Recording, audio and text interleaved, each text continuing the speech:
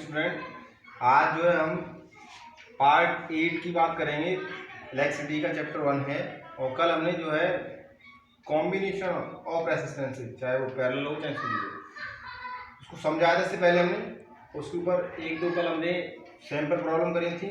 उसी सीक्वेंस में ये नेक्स्ट सैंपल प्रॉब्लम करेंगे। देखिए यहाँ पे क्लियर दे रखा है, एक सर्किट बना हुआ है क्लियर, 3 रेजिस्टेंस है, R1 R2 R3, ये दोनों पैरेलल में है और ये सीरीज में। तो ये एक बैटरी लगी हुई जिसका वोल्टेज है 12 वोल्ट। तो आपसे जो है अनेक प्रकार के क्वेश्चन करेगा। ये किस तरह देखिए, the circuit diagram given below shows the combination of 3 resistances R1 R2 and R3। देखिए 3 रेजिस्टेंस है R1 R2 एंड R3। तब ये आपसे कह रहा है कि आप टोटल रेजिस्टेंस निकालें सर्किट का और टोटल करंट कितना बह रहा है सर्किट में, ये भी निकालना है आपको। पोटेंशियल डिफरेंस निकालना है आपको, R1 से कितना बह रहा है ये निकालना है। तो यहाँ देखिए R2 और R3 दोनों किसमें है, पैरेलल में। तो पैरेलल कॉम्बिनेशन लगाएंगे यहाँ पे, R2 and R3 are in connected in parallel. तो देखिए क्या होता है formula, 1/R is equal to 1/R2 plus 1/R3। Value रख लेंगे, उसके बाद में यहाँ ये निकल आया 2, दोनों का कॉम्बिनेशन का रेजिस्टेंस निकल आया R2 और R3 का, वो निकल के आया 2 ओम। अब जरा ऊपर देखें आप, यहाँ पे जो 2 ओम है ये पूरा एक बन जाएगा, ये और ये दोनों हो जाएंगे किसमें, सीरीज में। तो देखिए R1 and R connected in series, इसीलिए इनका रेजिस्टेंस हो जाएगा R डैश बराबर R1 प्लस R, यानी कि टोटल रेजिस्टेंस निकालें तो जाएगा 6 ओम, यानी सर्किट में टोटल रेजिस्टेंस कितना हो गया, 6 ओम। सेकंड पॉइंट है total current flowing in the circuit. तो देखिए आपको वोल्टेज पता है 12 वोल्ट और टोटल सर्किट का रेजिस्टेंस निकाल लिया आपने 2 ओम 6 ओम। तो ये वैल्यू पुट कर देंगे आप ओम्स लॉ के अनुसार, I बराबर B अपॉन R डैश, यानी 12/6 2 एम्पियर। और तीसरा पॉइंट है आपका पोटेंशियल डिफरेंस अक्रॉस R1 में कितना PD होगा। तो आपको रेजिस्टेंस पता है और उसका करंट पता है 2 एम्पियर। तो आपका B1 बराबर हो जाएगा IR1, यानी कि 4 × 2 बराबर 8 वोल्ट। इस तरह से आप जो है ये तीनों हमने पॉइंट इस तरह से हमने कैलकुलेट किए। इसके बाद नेक्स्ट प्रॉब्लम लेंगे हम, अभी देखिए इसके बाद एक और प्रॉब्लम लेंगे।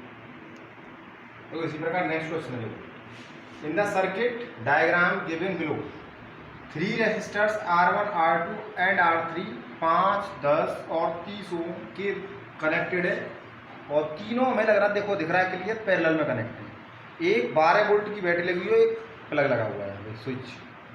हमें कैलकुलेट करना है करंट थ्रू ईच रेजिस्टर और total current in the circuit. और थर्ड पॉइंट है total resistance in the circuit. तो देखिए यहाँ पे थोड़ा सा इसको अलग करेंगे, पहले सी पॉइंट करेंगे हम, टोटल रेजिस्टेंस निकालेंगे पूरे सर्किट के अंदर। तो देखो कैसे निकालेंगे। तो देखिए R1 R2 और R3 तीनों किसमें कनेक्ट है, पैरेलल में। तो पैरेलल में फॉर्मूला होता है ये। तो इस तरह से हम जो है R1 की वैल्यू निकाल लेंगे, सॉरी R की वैल्यू निकाल लेंगे। तो रिजल्ट है रेजिस्टेंस या टोटल रेजिस्टेंस आ जाएगा हमारा 3 ओम। उसके बाद में हम जो है सेकंड पॉइंट B सॉल्व कर सकते, टोटल करंट द सर्किट। क्या हमको पता है 12, इसका वोल्टेज तो 12 हो गया, टोटल रेजिस्टेंस हमने निकाल लिया 3, तो हम करंट निकाल सकते हैं इसमें फॉर्मूला लगा करके ओम्स लॉ के अनुसार। तो लगा दिया हमने, I बराबर आ जाएगा 4 एम्पियर। इसी प्रकार फर्स्ट पॉइंट को करें, हम प्रत्येक रेजिस्टेंस में कितना हमारा करंट जा रहा है वो हमें निकालना है। तो देखो जैसे हमने पहला निकाला R1 में कितना रेजिस्टेंस होगा, तो रेजिस्टेंस हो गया 5, कितना करंट होगा, रेजिस्टेंस हो गया 5 और वोल्टेज हो गया 12। और I1 निकालना है ओम्स लॉ के अनुसार, B बराबर I1 R1, क्योंकि जो पैरेलल में जो रेजिस्टेंस का कनेक्शन होता है उनमें हमेशा वोल्टेज कॉमन होता है। तो लगा देंगे I1 बराबर V1 अपॉन R1, तो ये हमारा आ जाएगा 2.4 एम्पियर। तो ये पहले में आ गया। इस प्रकार दूसरे तीसरे और निकालते हैं। तो देखिए किस तरह निकालेंगे।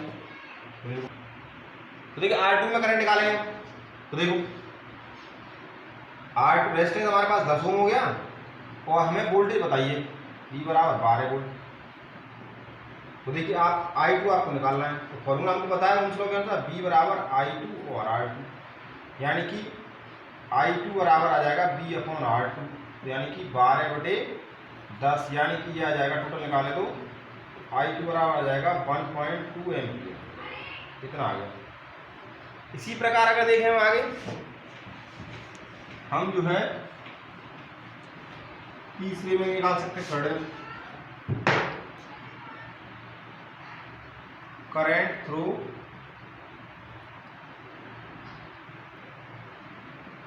R3 resistance.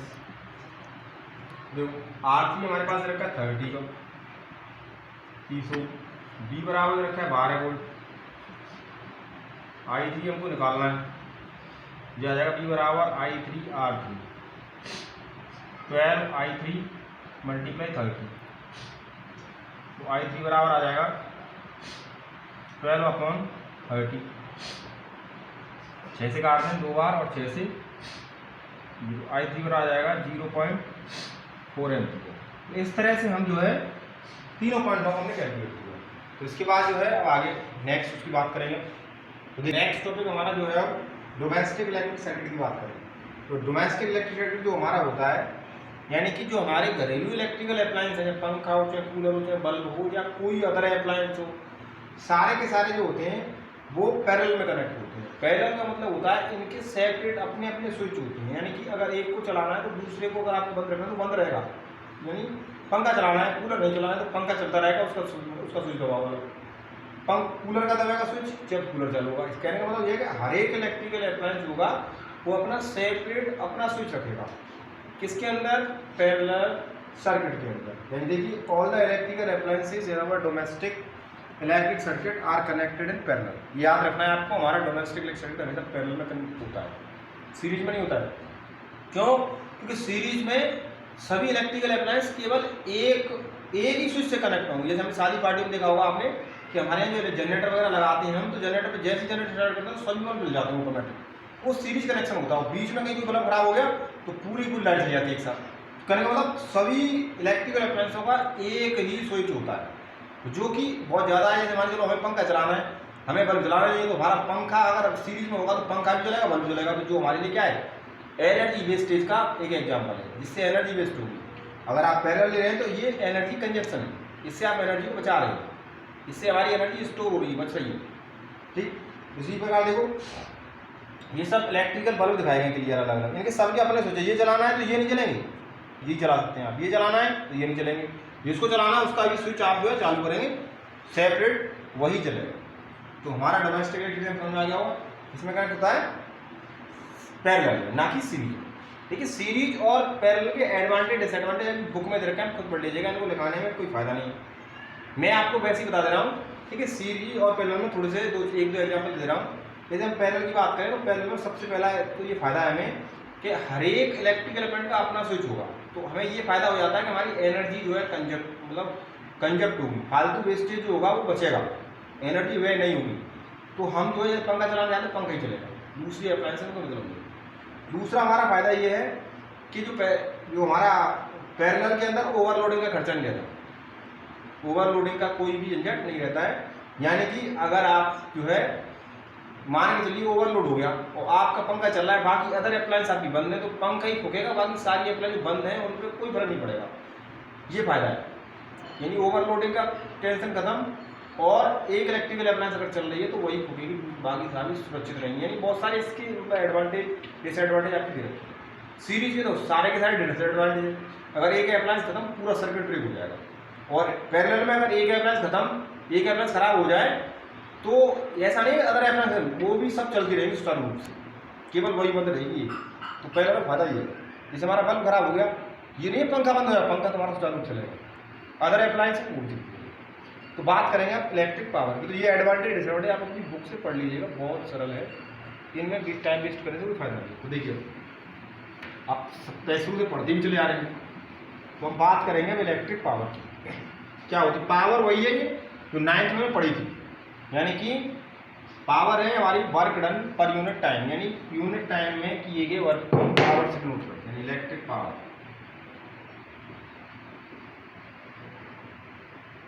इलेक्ट्रिक पावर इसकी डेफिनेशन देखें, the electric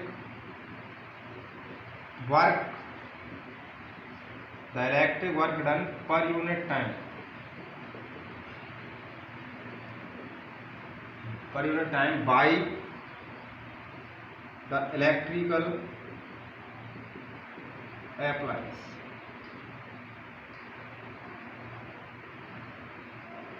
is called electric power। ठीक, इसको नोट करते हैं, it is denoted by P, यानी कि electric power is equal to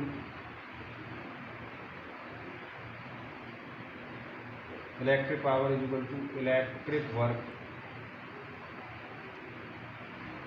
done upon time period, यानी कि P is equal to W upon T।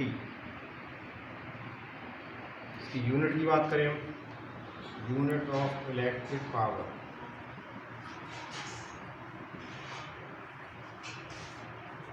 SI unit of electric power is watt, ध्यान रखें वॉट होती है, W शॉर्ट में note कर सकते हैं आप, वॉट या जूल पर सेकंड, ये इसकी ऐसा यूनिट होती है। इस प्रकार जो है इस पर एक न्यूमेरिकल प्रॉब्लम लेंगे हम इलेक्ट्रिक पावर के, और फॉर्मूले में बाद में न्यूमेरिकल प्रॉब्लम लेंगे। तो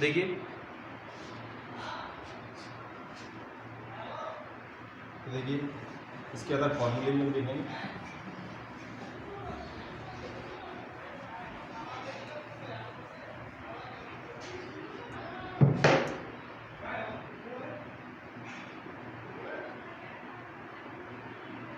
फॉर्मूले ऑफ इलेक्ट्रिक पावर, देखिए यार फॉर्मूले कौन कौन से, देखो हमने एक फॉर्मूला पढ़ा था कि P is equal to W upon T, but हमने डेफिनेशन पढ़ी थी पोटेंशियल, इलेक्ट्रिक पोटेंशियल की, यानी B बराबर हमने फॉर्मूला था W अपॉन Q, या क्रॉस मल्टीप्लाई करके जो हम निकाल सकते हैं W is equal to V multiply Q। यहाँ से हम पता लगाएंगे, हमको बताया बट B बराबर IR होता है and Q is equal to IT। अब इन वैल्यूओं को पुट कर देंगे, यहाँ पुट कर देंगे, ये आ जाएगा फर्स्ट इक्वेशन मान लो, putting the value of V and Q in equation first. तो देखो ये आ जाएगा W बराबर IR into IT I² RT।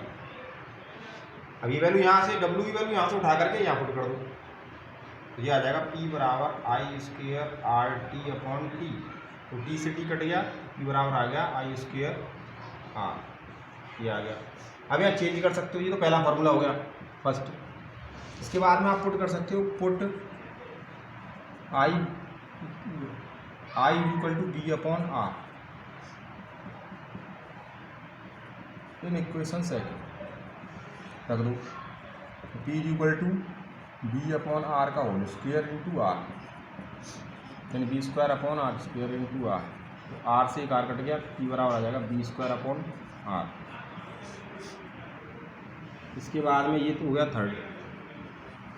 अगर आप यहाँ पुट करना चाहें, put R equal to B upon I in equation third, equation second. Second equation इसको रखो इंटू B अपॉन I, यहाँ से I कट गया, P बराबर आ जाएगा B मल्टीप्लाई I, यानी BI। तो इस तरह से हमने पावर के 3 फॉर्मूले कैलकुलेट कर लिए, और तीनों फॉर्मूले बेहद इंपॉर्टेंट हैं। 9th क्लास में ये फॉर्मूला पढ़ा था आपने, और 10th में ये फॉर्मूले आप ध्यान रखें, 1 2 3 तीनों फॉर्मूले बेहद इंपॉर्टेंट हैं। ठीक, इसके बाद देखो आगे बात करते हैं।